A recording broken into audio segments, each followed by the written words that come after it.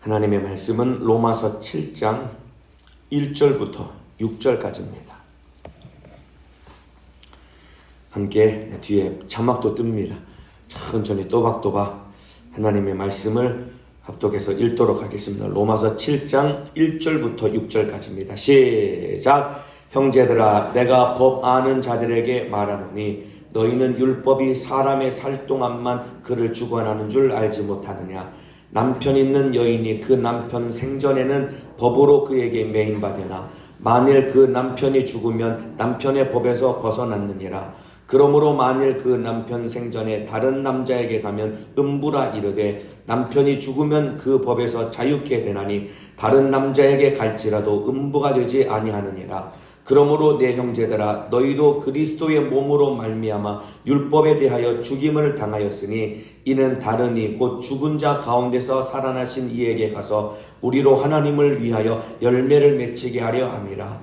우리가 육신에 있을 때는 율법으로 말미암는 죄의 정욕이 우리 지체 중에 역사하여 우리로 사망을 위하여 열매를 맺게 하였더니 이제는 우리가 얽매였던 것에 대하여 죽었으므로 율법에서 벗어났으니 이러므로 우리가 영의 새로운 것으로 섬길 것이요 의문의 묵은 것으로 아니할지니라. 아멘.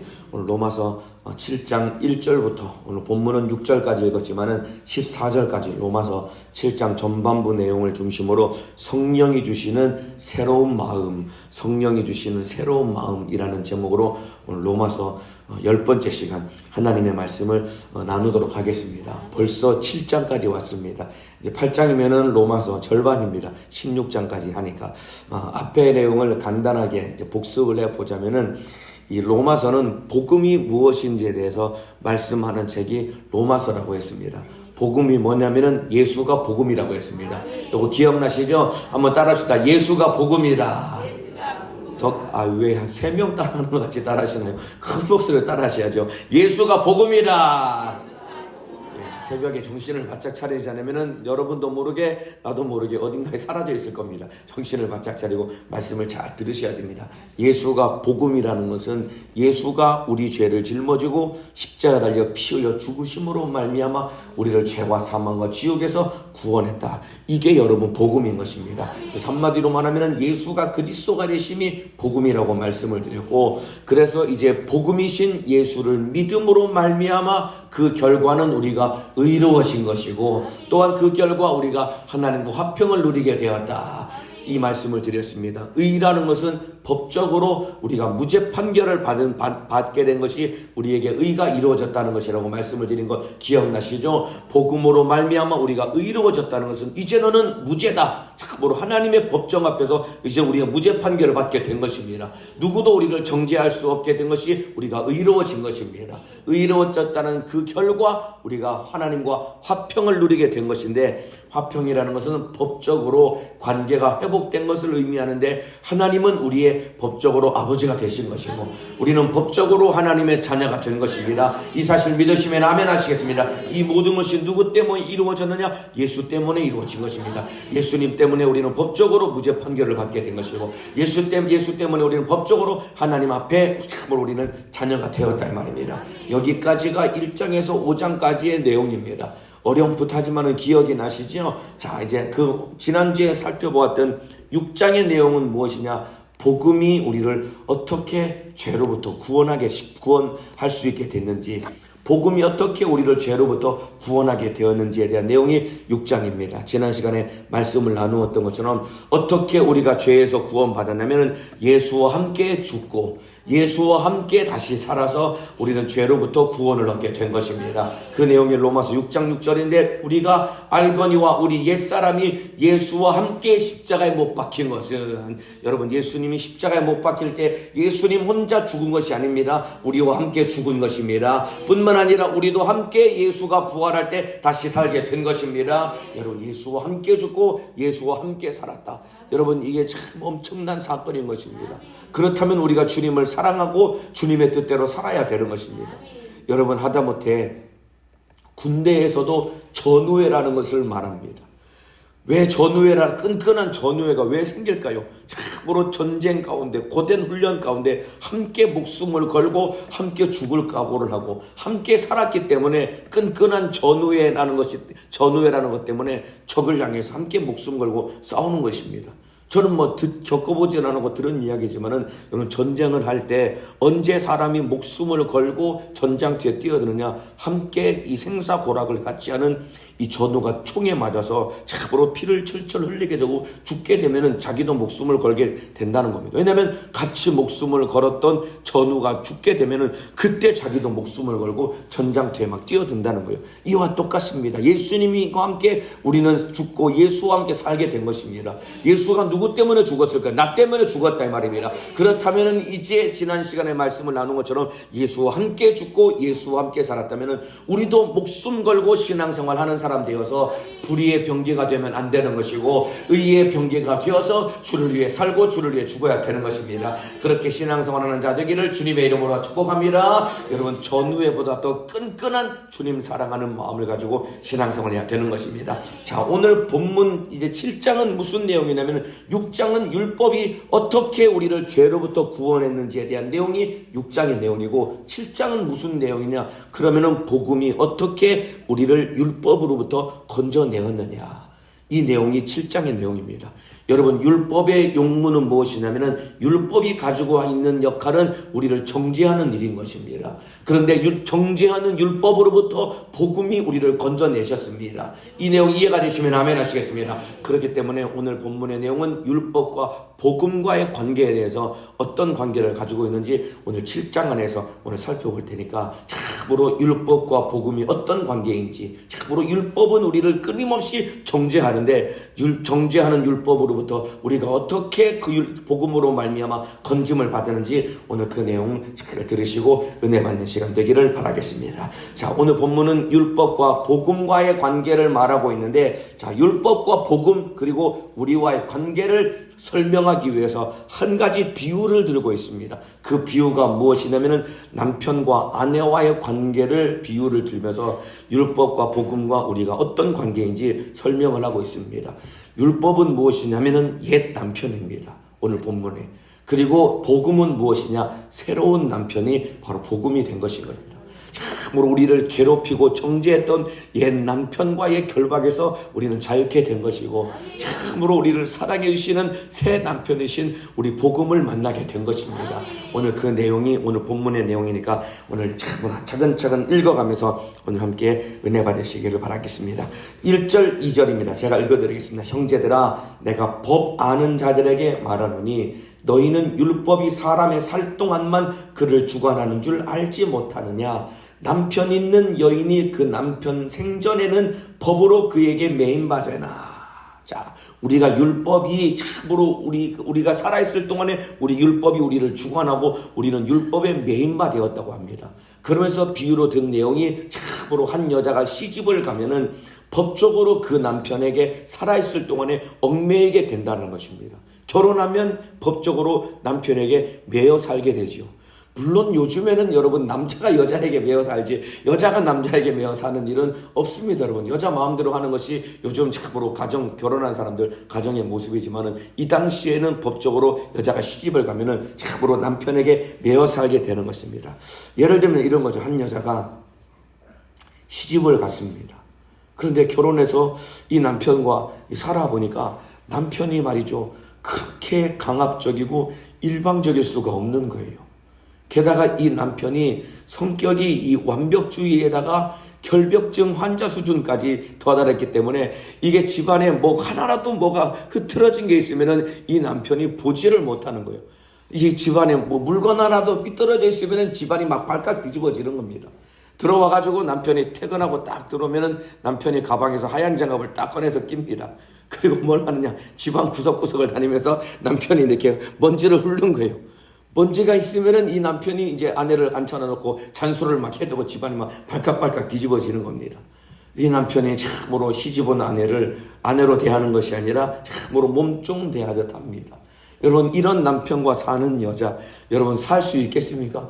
못 살죠. 이렇게 참으로 너무 이렇게 막 괴롭히고 조금만 틈만 보여도 막 잔소리하는 남편. 그러니까 이런 남편과 결혼한 아내가 참으로 두려워서 벌벌 떨면서 이게 참으로 가정에서 생활을 하는 겁니다. 한 번도 남편에게 제대로 사랑받지 못한 채 막 힘들게 살아갑니다. 자, 그런데 이 남편이 이런 남편으로부터 여러분 자유할 수 있는 방법이 뭐냐면은 남편이 죽는 것밖에는 없는 겁니다. 남편 죽어야지 이 참으로 몹쓸 이렇게 힘들게 하고 괴롭게 하는 남편으로부터 자유할 수 있는 방법은 남편이 죽는 것밖에 없습니다. 너무 이렇게 어떻게 그렇게 잔인하게 얘기할 수 있나 싶은 표정으로 보시면 오늘 본문이 그 내용을 이야기하고 있는 겁니다. 자, 2절 하반절부터 3절까지 내용 제가 읽어드리겠습니다. 만일 그 남편이 죽으면, 남편이 죽는다는 얘기가 나옵니다.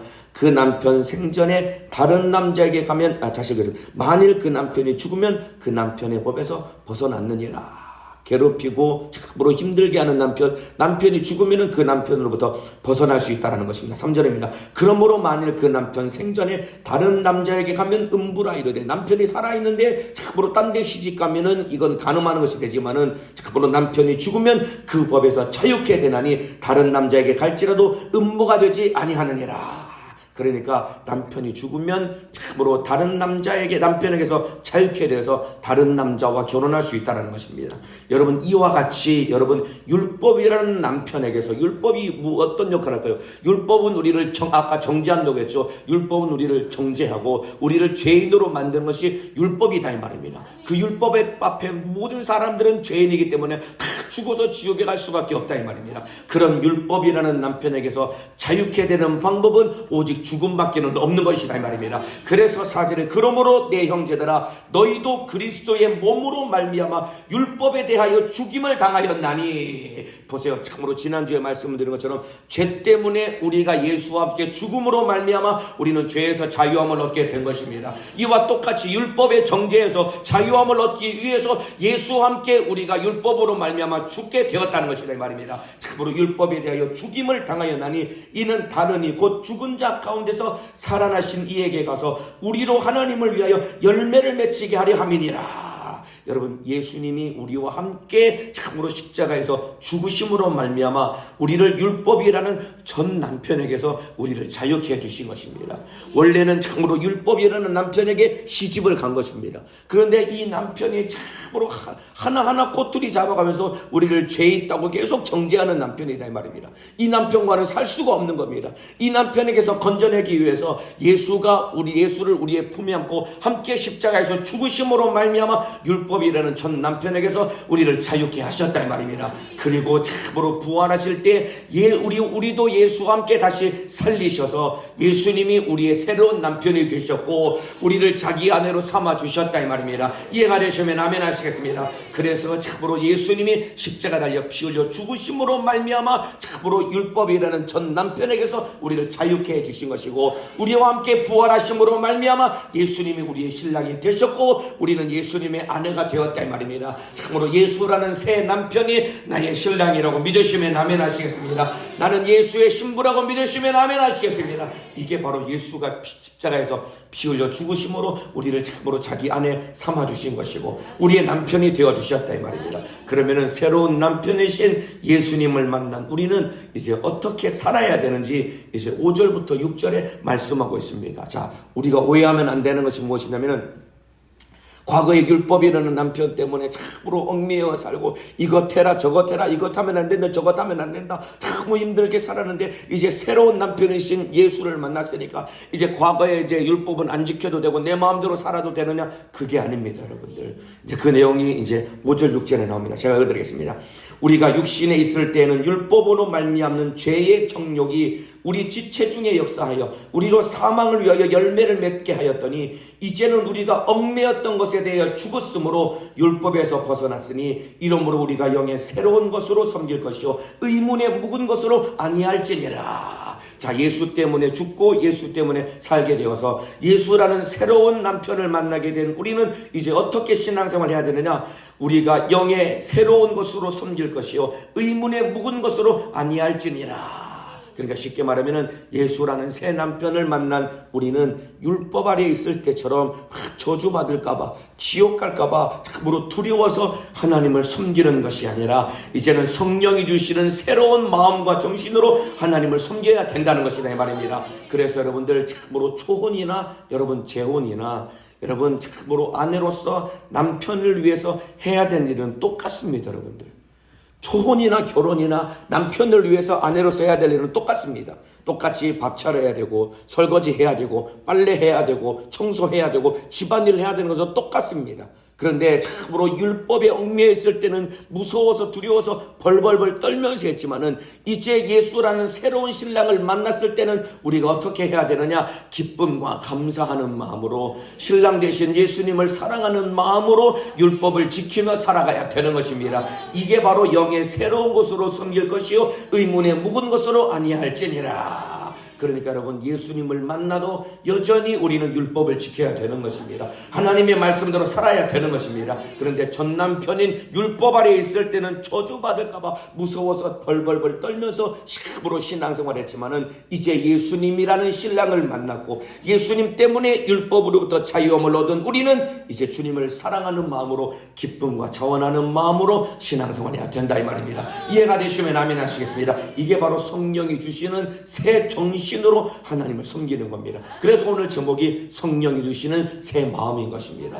여러분 참으로 기도해서 성령 충만해 보시길 바랍니다. 그러면은 여러분 참으로 하나님 뜻대로 살고 싶은 마음이 우리 안에서 올라오는 것 아닙니까? 그런데 성령 충만하지 못하면은 예배 시간마다 듣는 설교 말씀이 짐처럼 여겨지게 되는 것이고 기도하라는 말씀이 부담처럼 여겨지게 되는 것이고 주일날 참으로 예배 드리는 것이 부담처럼 여겨져서 신앙생활이 이것보다 더 힘든 것은 없다 이 말입니다. 그런데 주님을 뜨겁게 사랑하면은 참으로 기도하는 것이 기쁨이 되는 것이고 예배하는 것이 즐거움이 되는 것이고 더 주님 만나고 싶어가지고 새벽 예배는 의무가 아닌데 오늘 여러분 왜 오셨습니까? 주님 사랑하는 마음으로 이 자리에 오신 것 아닙니까? 이해가 되시면 아멘 하시겠습니다.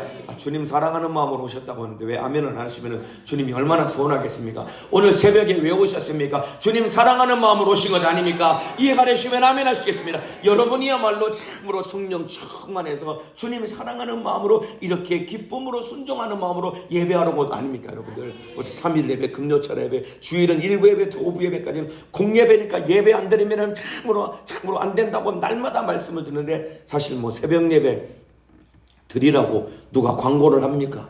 새벽 예배 드리라고 누가 얘기를 합니까? 그럼에도 불구하고 여러분이 이 새벽에 왜 나와서 예배 드립니까?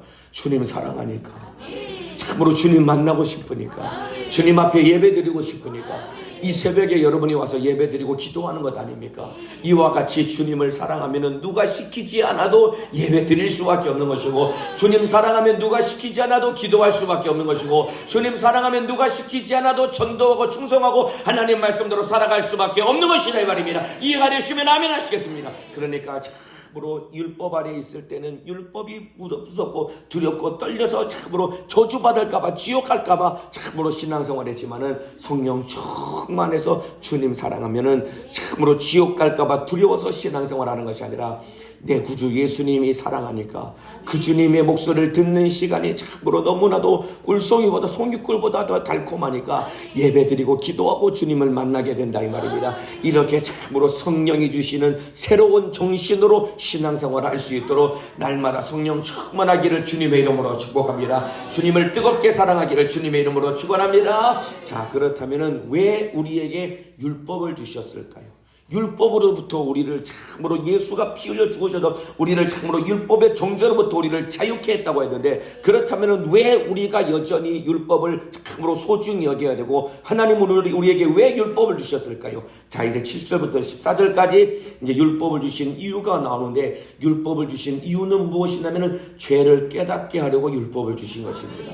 죄를 깨닫게 하려고 율법을 주셨다 이 말입니다. 여러분 우리가 오해하면 안 되는 것이 무엇이냐면 율법을 지켜서 의로워지는 것이 아닙니다. 여러분들 우리가 의로워지는 것은 예수를 믿음으로 말미암아 의로워지는 것이고 율법은 왜 주셨느냐? 죄를 깨달으라고 율법을 주신 것이고 또 율법을 왜 주셨느냐? 구원받은 이후에 주님을 사랑하는 삶을 살아가는 기준으로 삼으라고 우리에게 율법을 주셨다 이 말입니다. 이해가 되시면 아멘 하시겠습니다. 자, 7절입니다. 율법을 왜 주셨는지 7절입니다. 그런즉 우리가 무슨 말하리요? 율법이 죄냐? 그럴 수 없느니라. 율법으로 말미암지 않고는 내가 죄를 알지 못하였으니 곧 율법이 탐내지 말라 하지 아니하였다면 내가 탐심을 알지 못하였으리라. 여러분, 율법이 있기 때문에 우리가 참으로 죄가 죄인 것을 알게 된 것입니다. 참으로 탐심하지 말라라고 주님이 말씀하셨기 때문에 내가 내 안에 탐심이 있구나라는 것을 깨닫게 되었단 말입니다. 간음하지 말라라는 기준을 세워놨기 때문에 간음이라는 것이 무엇인지 알게 된 것이고, 살인하지 말라는 기준을 세웠기 때문에 사람 죽이면 죄라는 것을 깨닫게 되었단 말입니다. 그러니까 율법은 왜 주셨느냐? 죄를 깨닫게 하려고 주신 것입니다. 따라합시다. 율법은 죄를 깨닫게 하려고 주셨다. 이것 때문에 우리에게 율법을 주신 것입니다. 너 죄를 깨달으라고 율법을 주셨다 이 말입니다. 근데 여러분, 역설적이게도 여러분, 죄를 많이 깨달을수록 더 큰 은혜를 잊게 되는 것입니다. 죄를 많이 깨달을수록 더 큰 은혜를 잊게 되는 것입니다. 예를 들면 이런 거죠. 동네에 있는 조그만한 의원과 저기 큰 대학병원과 차이점이 무엇일까요? 여러분, 큰 병원일수록, 좋은 병원일수록 나타나는 특징이 뭐냐면은 병을 깊이 있게 더 정확하게 진단하는 것이 대학병원의 특징인 것입니다.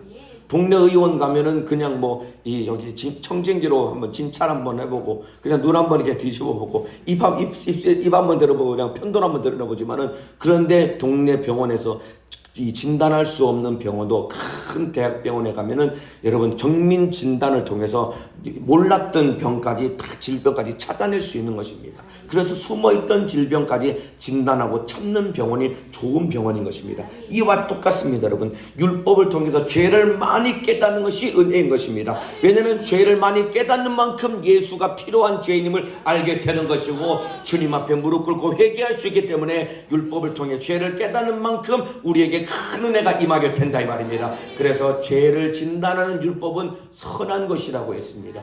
율법은 악한 것이 아닙니다. 율법은 선한 것이라고 했습니다. 12절부터 13절 읽어드리겠습니다. 이로 보건대 율법도 거룩하며 계명도 거룩하며 의로우며 선하도다. 율법은 선한 것이라고 분명히 말하고 있습니다. 그런즉 선한 것이 내게 사망이 되었느뇨? 그럴 수 없느니라. 오직 죄가 죄로 드러나기 위하여 선한 그것으로 말미암아 나를 죽게 만들었으니 이는 계명으로 말미암아 죄로 심히 죄되게 하려 함이니라. 율법 자체는 악한 것이 아니라 선한 것이라고 했습니다. 그러나 참으로 율법 앞에 죄인으로 드러난 우리만 악한 존재일 뿐이다 이 말입니다. 율법 앞에 참으로 죄를 발견한 우리만 악한 존재다 이 말입니다. 그래서 율법을 통해 죄를 깨달았다면 참으로 정죄받지 말고 내 죄를 해결하신 예수께로 가야 되는 것입니다. 이해가 되시면 아멘 하시겠습니다. 우리가 예배 시간에 예배를 왜 드리느냐, 왜 설교 말씀을 듣느냐, 그 말씀을 통해 내 죄를 깨달는 것이다 이 말입니다. 그리고 내 죄를 해결하신 예수님을 만나서 그 주님 앞에 무릎 꿇고 회개함으로 말미암아 예수 피로 죄 사함 받고 죄와 사망과 지옥에서 자유함을 얻는 시간이 예배 시간이다 이 말입니다. 이해가 되시면 아멘 하시겠습니다. 그러니까 율법을 주신 이유는 율법을 통해 죄를 진단하고 죄를 깨닫고 참으로 치료제와 같으신 예수를 만나서 네 죄를 해결 받으라는 것이다 이 말입니다. 이러한 목적을 분명히 알고 예배 시간에 마음을 쏟아서 신령과 진정으로 예배하시기를 주님의 이름으로 축복합니다. 그러니까 여러분, 예배 시간에 졸아야 될까요? 안 졸아야 될까요? 예배 시간에 딴짓해야 될까요? 안 해야 될까요?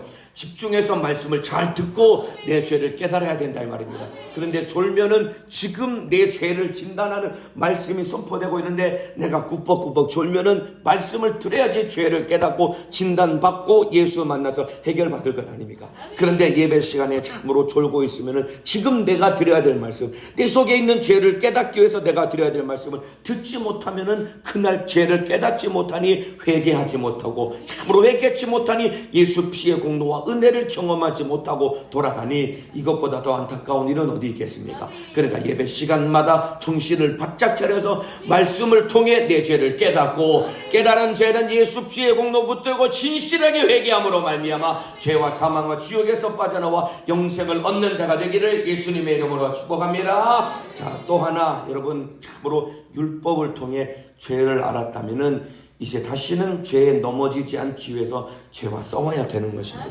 여러분 율법을 통해 죄를 깨달았다면 다시는 그 죄에 넘어지지 않기 위해서 죄와 싸워야 되는 것입니다. 여러분 바울이라는 사람이 율법을 통해 죄가 무엇인지를 알았고 그 죄를 해결하실 예수님을 만나서 죄사함을 받았다 이 말입니다. 그리고 나서 바울은 어떤 삶을 살았느냐, 죄를 안 지으려고 치열하게 싸웠던 사람이 사도 바울의 인생이었습니다. 참으로 이 로마서 7장을 읽어보면은 죄 짓는 것을 억울해하는 것을 참으로 엿볼 수 있는 그 마음이 이 몇몇 구절에 기록이 되어 있습니다. 그 흔적을 볼 수 있는 구절이 되냐면 바울이 죄 짓는 것이 얼마나 억울한 일이고 그러기 위해서 죄와 얼마나 참으로 치열하게 싸우려고 했는지, 죄 짓는 것을 얼마나 억울했는지 그 흔적을 볼 수 있는 구절이 8절하고 11절입니다. 제가 읽어드리겠습니다. 8절입니다. 그러나 죄가 기회를 타서 계명으로 말미암아 내 속에서 각양탐심을 이루었나니 이는 법이 없으면 죄가 죽은 것이라. 죄가 기회를 타서 계명으로 말미암아 바울을 죄짓게 만들었다는 것입니다. 그리고 또 11절에도 죄가 기회를 타서 계명으로 말미암아 나를 속이고 그것으로 나를 죽였는지라. 여기 죄가 기회를 타고 참으로 계명으로 말미암아 자기를 죄짓게 만들고 자기를 속였다는 것입니다. 그러니까 쉽게 말하면 이런 것과 비슷한 겁니다. 마치 바울이 죄에게 막 습격을 당해서 죄에게 내가 넘어졌다라고 그렇게 표현하고 있는 겁니다. 죄가 기회를 타고 죄가 가만히 엎드려 있다가 기회를 봐서 바울을 팍 죄짓게 만들어서 자기가 넘어져서 이것 때문에 속상하다고 이야기를 하는 겁니다. 마치 죄에게 습격당한 것처럼. 그렇기 때문에 여러분 우리가 참으로 율법을 통해 무엇이 죄인지를 알았다면 죄에게 당해서는 안 되는 것입니다. 자 보세요 여러분들, 죄에게 당해서 인생 망한 자가 있습니다. 여러분들 그 사람이 누구냐면은 죄에게 당한 대표적인 사람이 누구냐면은 가인이라는 사람인 것입니다. 죄에게 마치 습격당하듯이 당해서 망한 자가 가인입니다. 하나님이 그런데 가인에게 너 죄 짓지 말라고 이미 경고해서 일러주셨습니다. 우리도 마찬가지입니다. 율법을 왜 주셨느냐? 너 이게 죄라고 우리에게 일러주신 것입니다. 왜 일러주셨느냐? 나도 모르게 우리 속에 있는 욕심과 탐심 때문에, 세상 풍속 때문에 이 죄가 우리를 마치 습격하듯이 덜컥덜컥 죄 짓게 만들고 우리 영혼을 망치기 때문에 여기에 당하지 말라고 우리에게 말씀을 주셨다 이 말입니다. 그렇다면 이 말씀을 붙들고 죄에게 넘어지지 않도록 깨어 근신하며 기도하며 신앙생활 승리해야 되는 것인데, 우리가 마음속에 깨어있지 않으면 우리도 모르게 죄가 기회를 타서 계명으로 말미암아 나를 속이고 그것으로 나를 죽였느냐, 이렇게 죄에게 당할 수밖에 없다 이 말입니다. 죄에게 당하지 않기를 주님의 이름으로 축복합니다. 자, 가인과 아벨이 하나님 앞에 제사를 드립니다. 아벨의 제사는 하나님 받으셨습니다. 그런데 가인의 제사는 받지 않았습니다. 이것 때문에 가인이 막 속에서 막 열불이 터지고 아벨을 시기하고 막 악한 생각이 막 부글부글 끓어오릅니다. 하나님이 그것 다 보고 계셨죠. 그래서 하나님이 가인에게 경고를 하십니다. 창세기 4장 6절 이하입니다. 제가 읽어드리겠습니다. 여호와께서 가인에게 이르시되 네가 분하여 하면 어찌미며 안색이 변하면 어찌미뇨. 야, 네가 잘못해서 네 제사를 내가 안 받은 거잖아. 네가 잘못했는데 왜 분해서 이렇게 안색이 변했니? 라고 하나님이 가인을 책망하십니다. 그러면서 그 뒤에 네가 선을 행하면 어찌 낯을 들지 못하겠느냐. 네가 내가 원하는 대로 제사를 드렸다면은 내가 네 제사를 받았을 것이고 네가 속상하지 않았을 것 아니냐. 하나님이 책망해 줍니다. 그러면은 이렇게 제사를 드리면 안 되겠구나. 이제는 참으로 하나님의 뜻대로 제사를 드려야 되구나. 깨닫고 돌이키면 되는데, 그런데 미련에 터진 가인은 그 생각을 하지 못한 채 속에서 악한 생각이 부글부글 끓어오는 겁니다. 그러면서 뒤에 선을 행치 아니하면 죄가 문에 엎드리느니라. 죄의 소원은 내게 있으나 너는 죄를 다스릴지니라. 죄가 문에 엎드린다는 것은 무엇이냐면 문지방 밑에 죄가 가만히 엎드리고 있는 것입니다. 문지방 넘어갈 때 그 죄에 탑으로 넘어져서 걸려서 와장창 자빠질 수 있기 때문에 너는 죄를 다스리라고 하나님이 경고해 주셨다 이 말입니다. 네 마음속에 너 아벨 미워하는 마음이 있지, 참으로 너 아벨 동생을 죽이려고 하는 마음이 있지, 내가 이미 다 알고 있거든. 너한테 알려줬으니까 너 동생 죽이지 말고 너 죄 짓지 마 라고 일러주셨다 이 말입니다. 그렇다면 참으로 그 말씀을 알고 죄에게 넘어지고 자빠지면 안 될 것 아닙니까? 그런데 8절에 가인이 그 아우 아벨에게 고하니라. 들판으로 가자고 일러주었다는 겁니다. 그 후에 그들이 들에 있을 때에 가인이 그 아우 아벨을 쳐 죽이니라. 너 죄 짓지 말라고 경고해 줬는데 결국은 경고의 말씀을 듣고도 넘어지고 자빠졌다 이 말입니다. 여러분, 우리가 얼마나 많은 말씀을 들었습니까? 십계명 말씀만 들어도 살인하지 말라, 부모에게 공경하라, 참으로 우상 숭배하지 말라, 우상을 만들지 말라, 간음하지 말라, 형제를 미워하지 말라, 도둑질하지 말라, 수많은 말씀을 듣고도 우리가 그 말씀을 들었다면 이제 그 말씀 죄에 넘어지지 않도록 정신을 바짝 차려야 되는데 참으로 죄에게 얼마나 많이 넘어지느냐 이 말입니다. 그리고 겨우 그냥 지옥 갈까봐 무서워서 그냥 벌벌벌 떨면서 신앙생활하고 있는 수준에 머물러 있는 저와 여러분, 우리 예수가 피 흘려 죽으심으로 말미암아 율법의 정죄에서 우리를 자유케 하셨다 이 말입니다. 이제는 예수님을 뜨겁게 사랑하는 마음으로 하나님 말씀대로 순종하며 살아가시고 죄에 걸려서 넘어지지 않고 하나님의 뜻대로 신앙생활 영적 생활의 승리자가 되시기를 예수님의 이름으로 축원합니다. 주님 사랑함으로 신앙생활해야 되는 것입니다. 죄에 걸려 넘어지지 않도록 깨어 기도해야 되는 것입니다. 그렇게 신앙생활에서 주님 만날 때까지 신앙생활의 승리자가 되기를 예수님의 이름으로 축원합니다. 따라합시다. 죄에게 속지 말라, 죄에게 당하지 말라. 오늘 하루도 악한 원수는 여러분 죄짓게 만들고 넘어뜨리게 만들려고 호시탐탐 기회를 노리고 있을 것입니다. 죄에게 속지 말고 당하지 않기를 주님의 이름으로 축원합니다. 기도하겠습니다. 두 손을 번쩍 듭니다.